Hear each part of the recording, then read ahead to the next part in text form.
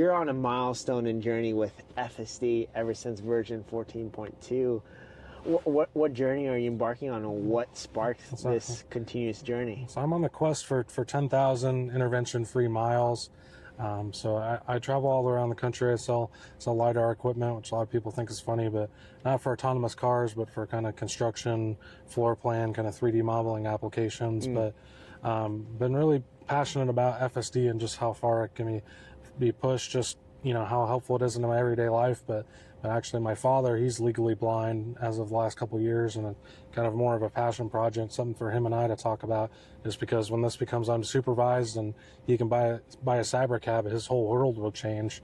He can really gain his independence back. So anything I can do, even just being an average Joe, spreading the word about FSD and more kind of training miles and show how far it's progressed, I think in some way that'll help my dad indirectly. So that's kind of the main passion behind it.